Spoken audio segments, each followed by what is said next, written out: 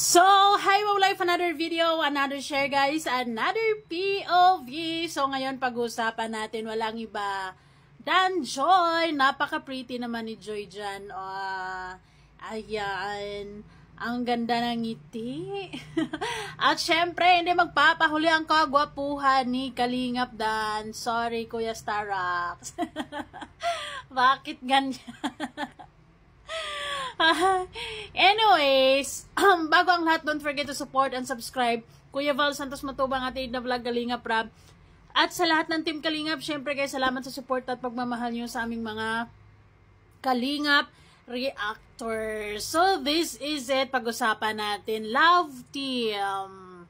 Ayun, sa mga solid Danjoy fans, hello everybody. Kumusta kayong lahat dyan? Alam ko, alam nyo ang mga nangyayari sa Danjoy. Sa tingin nyo guys, ano ba ang magandang naidulot ng Love Team sa buhay nila, Kalingap Dan at ni Joy?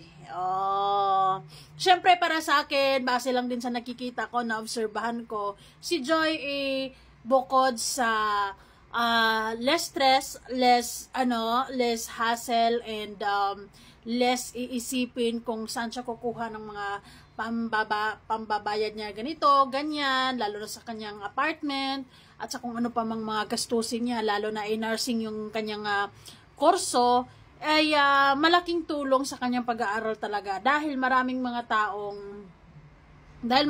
taong tumutulong and willing tumulong sa kanya at talagang sumusuporta at nagmamahal sa kanilang Love Team. So, iba kasi kapag yung Love Team talaga ay yayakapin ng maraming tao, dahil talagang doble, triple, 10 times ang blessing sa buhay mo, na unexpected ang flow ng mga blessings talaga, dahil yung pagmamahal ng mga taong nahuhook sa inyong lahat, talagang they make ways to give back, dahil napasaya nyo sila, talagang ang bigay nila, ang balik nila, nagbibigay din sila ng mga blessings, at yes, iniisip nila kung anong pangangailangan mo, diba? Kumbaga, yung pag-aaral ni Joy mas naging magaan, diba? Kasi iba yung mahirap na nga yung kurso mo, or mahirap na nakakapagod na nga mag-aral, 'di ba? Challenging kasi college, 'di ba? And then iisipin mo pa yung kung saan ka kukuha ng pang-tuition, pambayad ng ganito, pambayad ng ganyan. Unlike kapag ka Love Team, kaya talagang pinupursige ni Kalingap Rab yung pag-love team na yan, kasi malaking tulong talaga, lalo na kung tatangkilikin ng mga libo-libong tao. Kasi iba talaga kapag kapag saya yung dulot mo sa mga madlang manunood, kasi talagang yung saya na yun is ibinabalik nila through giving gifts, money, 'di ba? At iniisip talaga nila kung paano nila din matutulungan si Joy. And yes, natutulungan talaga nila financially. And of course, si Kalingap Dan, syempre, malaking tulong din kay Kalingap Dan yung Love Team. Kasi kumbaga nakakakuha din siya ng mga sponsors para sa mga beneficiaries niya. Kumbaga dito sa Love Team ay may mga taong nagtitiwala sa kanya. Ay, si Kalingap Dan, grabe kung tumulong sa mga beneficiaries niya. Talaga ang ganda ng pabahay, talagang worth it, mapagkatiwalaan, 'di ba? Ito yung naging way din para maipush niya yung pagiging charity vlogger, yeah. 'Di ba? Kasi nung mga panahon hindi pa siya charity vlogger, like nung wala pa siyang Love Team noon, ang ginagawa niyang content dito is yung pagtatanungin yung mga kung sinong sikat sa Kalingap. Pero kasi wala pa siya masyadong wala pa siyang mga sponsors, kasi wala pa, hindi pa sikat. Kilala pero hindi sikat. Nakikilala natin, alam natin na si Kalingap Dan yun, pero parang hindi masyadong pasok. Alam mo yun? Pero nung nagkaroon ng Love Team, lalo na itong Danjoy, talagang ibang level yung blessings, ibang level yung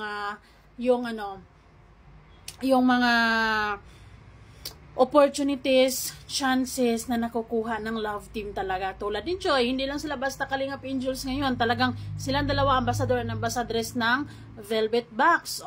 Diba? Napakalaking blessings talaga ang Love Team, lalo na kapag ka talagang tatangkilikin ng maraming tao. Hindi mo yan pwedeng Love Team lang yan, kasi talagang ang blessings ng Love Team kasi sanga-sanga.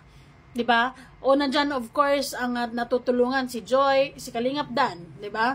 And syempre si Joy natutulungan din niya yung pamilya niya, yung mga kapatid. And syempre yung pag-aaral niya napagaan, and si Kalingap Dan natulungan din siya financially, at marami din siyang mga beneficiaries na nakabenepisyo din nang dahil sa love team na to. And syempre natutulungan din nila si Kalingap Rab, 'di ba? Kumbaga yung tulong, yung kung ano mang good benefits ng love team is napapaikot-ikot-ikot lamang, 'di ba? Nakakatulong din sila doon sa mga beneficiaries ni Kalingap Rab na hindi masyadong sikat at hindi masyadong iba-vlog at napapabahayan, 'di ba? Dito din kumukuha si Kalingap Rab ng mga gastusin. Kaya nga sobrang nagpapasalamat si Kalingap Rab sa mga love teams niya ngayon na tapos na napabahayan, successful na, okay na, hindi humihiwalay or hindi nagpapawakwak at tuloy ang serye, kasi ang serye nila is malaking, bukod sa tinutulungan sila mismo, nakakatulong pati sa mga tinutulungan ni Kalingap Rab na yung mga hindi masyado pang sikat, 'di ba? Syempre, ganun talaga, may mga sikat, may mga hindi, kumbaga wither lang. Kung iisipin natin, imagine natin si Joy, ilang years sila or ilang years siya dito sa Kalingap bago tuluyang nabuo ang Danjoy at talagang tuluyang inakap at minahal siya ng mga tao tulad ngayon, 'di ba? Sobra, mga 1 taon mahigit na rin siguro, 'di ba? Dito siya sa Kalingap kasi dati meron siyang Joyvid pero hindi pumatok until naging Danjoy, at grabe na yung naging blessing. Grabe. Kaya dito sa Pilipinas, sobrang blessed mo kapag yung love team mo, lalo na sokmit na ngayon, kumbaga talagang sokmit na yung mga tao ngayon, di ba? Minsan nawawala na ngayong gana ng mga tao sa panonood ng TV because parang nafo-focus na yung attention nila sa mga vloggers na mga ludi nila, di ba? Lalo na sa love team kapag talagang napapasaya sila, 'di ba? Kapag aabangan talaga nila 'yon. And yes, 'yon ang dulot ng Danjoy sa mga manunood ng serye nila. Napasaya, pag ginawa silang happy feel. Sobrang magandang magandang naidudulot ng mga love team sa mga solid na manonood. Although medyo stressful minsan, 'di ba? Medyo may gulo, pero ganoon naman talaga ang buhay. May love team man or wala, nasa sokmid ka man or wala, ay hindi man lahat ng araw or hindi man sa lahat ng pagkakataon ay masaya. Meron naman talagang hindi. Meron naman talagang gulo-gulo. Pero dito sa Sokmate, katulad ng Danjoy, nangyari sa Danjoy, talagang, kumbaga, I also believe na itong dalawa na to is God's gift para sa isa't isa. It's destiny talaga na ito, makilala natin sila because yes, they deserve this blessing because love team, I consider it blessing, is a charity and a blessing, diba? Yung love team kasi kapag tatangkilikin ng mga tao, talagang sobrang iba yung dulot. Sanga-sanga sa mga artista nga, kapag may pumatok na love team, talagang swerte kasi sanga-sanga, doble-doble, triple-triple, 10 times ang mga endorsements mo, mga kung ano-ano pa mga opportunities diyan, 'di ba? And here dito sa Kalingap, ang love team dito talagang sobrang sobrang malaking blessings din dahil marami ding mga tao na talaga namang buhos yung pagmamahal at suporta, 'di ba? Hindi lang sa panonood, sa hindi pag-skip ads, pati na rin financial. At syempre yung tiwala at pagmamahal nila kay Kalingap Rab sa buong Kalingap, and yung tiwala din nila kay Kalingap Dan, ay si Kalingap Dan kaya mag-charity.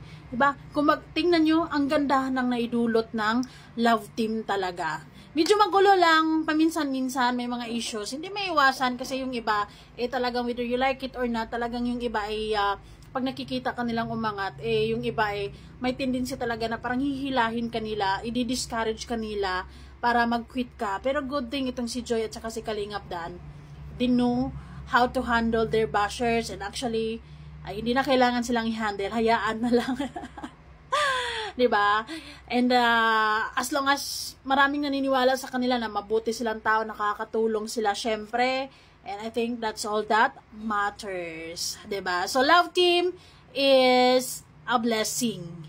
Diba? Danjoy is a blessing sa lahat ng mga Danjoy Solid fans. Salamat po. Kayo ano masasabi?